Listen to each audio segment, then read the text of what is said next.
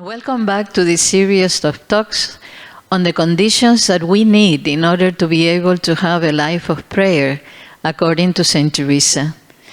She says that it is impossible to develop a good relationship with the Lord if we don't work in these three conditions. And two of them we already have presented them. The first time we presented love one another, and not only how our love has to be effective, and shown with words and with deeds, but also it has to be a spiritual love in which I love no matter if the person is very difficult to love. Then we went through detachment, that it's the virtue that we have to develop in order to have God as a priority. Everything I do, everything that I try to achieve, it's only because of God. And today we are going to begin with humility. Saint Teresa says that humility is the virtue that she puts the last of it. Look at love one another, detachment, and then comes humility, because that's the one that we need the most, but it's also the hardest to achieve. So she wants to fill us up with two that are a little bit easier in order now to knock us down with humility. So we are going to see what she means by humility. And the definition that she has is a very, very simple definition. Humility is just to walk on truth. That's the only thing, I walk in truth.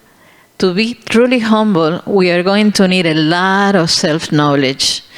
I cannot be humble if I do not know myself.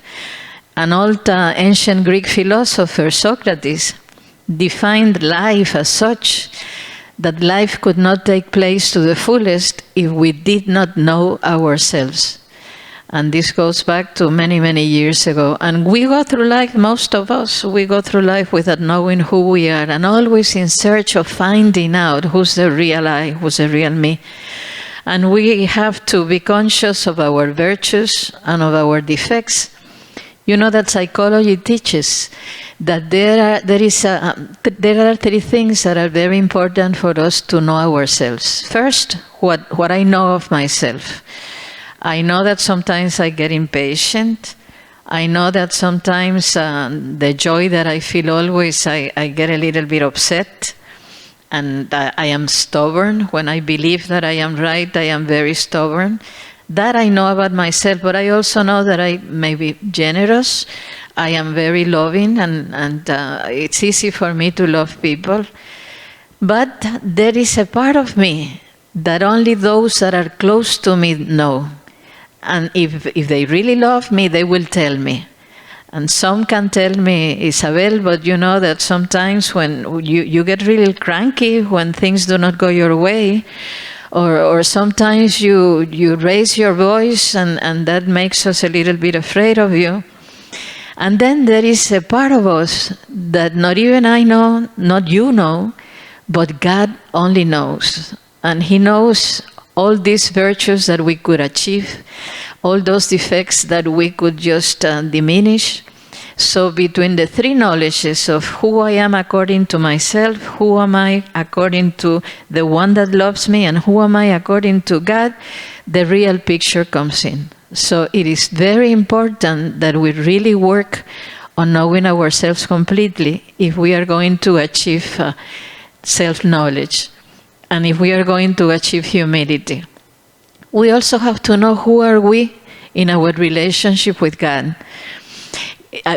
Teresa says it in a very funny way. She says, when you get there and you kneel in front of the Lord, you have to realize that He is the Creator and you are only His creature.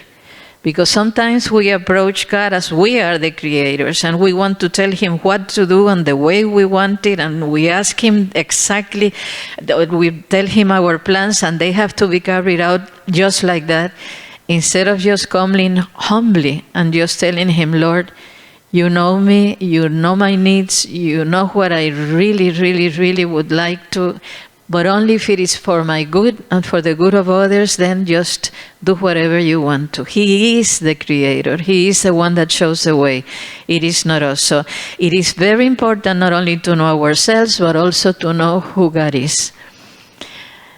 This is a famous phrase in Saint Teresa's life. Part of my humility will come from this phrase, God my creator and I his creature. And it is, if you realize on your own prayer journey, how you have changed in your prayer life, you will realize that many times when we relate to God, especially when we were younger, we just go to God with this, telling him exactly, God, why you did not do this for my father? Why you took away this? We are always challenging God and asking him whys.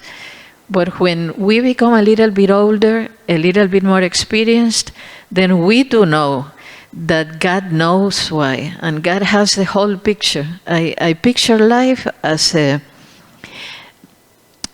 big picture, and you only know a little corner, or you only know a little part of it, but he knows what is it going to come out totally.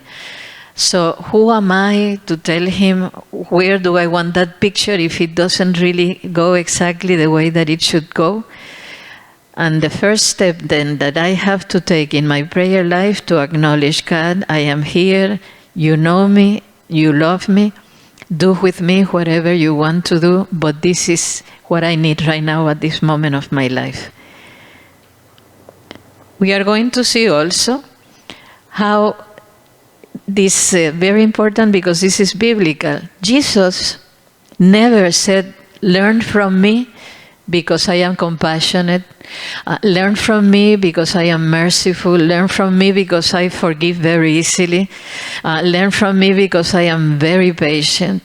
The only thing that Jesus told us to learn from him because he was meek and humble of heart. And many times we get confused with this word meek and humble, and we believe that it's just a very shy person, a very timid person, a person that always keeps quiet, that never gets hurt. When we talk about being meek and being humble, it's just exactly not that, because I am not shy, but I need to be humble. I am not a timid person, but I need to be humble. So we are going to see a little bit what is the difference and what do we really call humility and what do we need to do in order to become humble.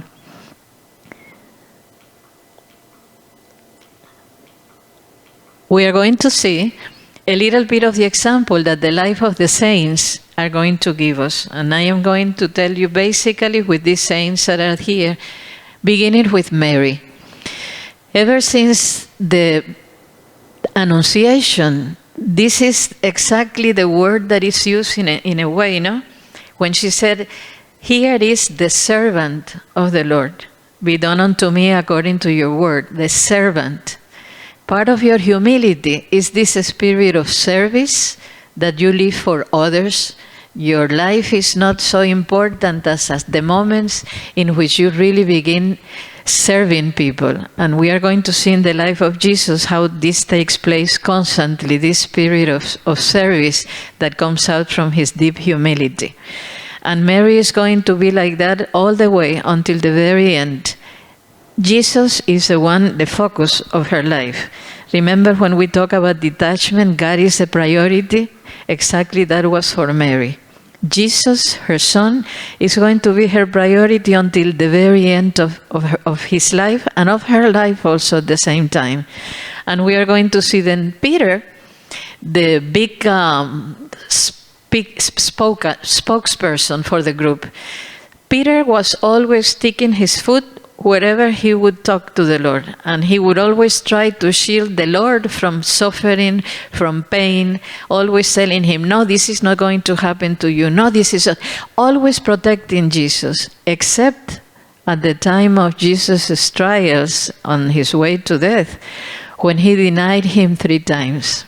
And the story says that Peter did not speak every time that he would be welcome into the cities, and they say, here comes Peter, the one that Jesus chose as the cornerstone of the church, as the first leader of the church.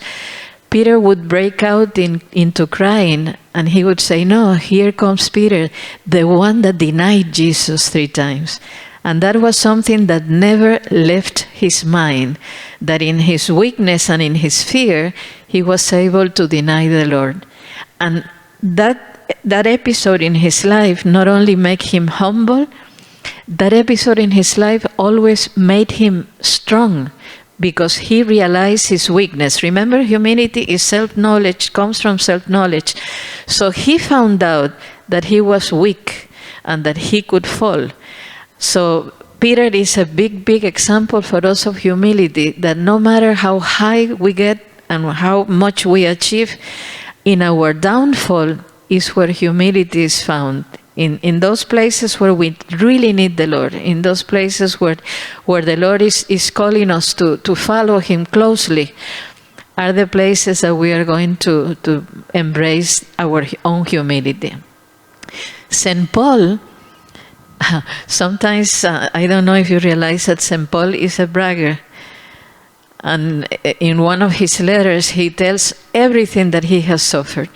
He suffered shipwrecks, he suffered stripes, he suffered stoning, he suffered all the things. He suffered rejection, and he not only said that he suffered it, but he said more than anybody else.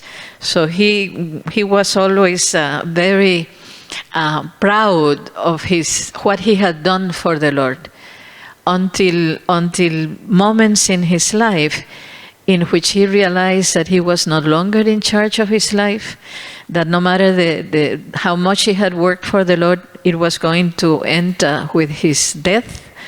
And in that process of the journey towards death, Paul is going to show us how to really be truly humble and to realize that life is a gift from the Lord. Everything he had, all the power that he had in his preaching, in his writing, everything came from the Lord. So the day that his life would end, the Lord still would take him and would give him the crown that he had promised from the beginning. So today, as we end our talk, let us remember those three saints that we already went through: Mary, St. Peter, and St. Paul.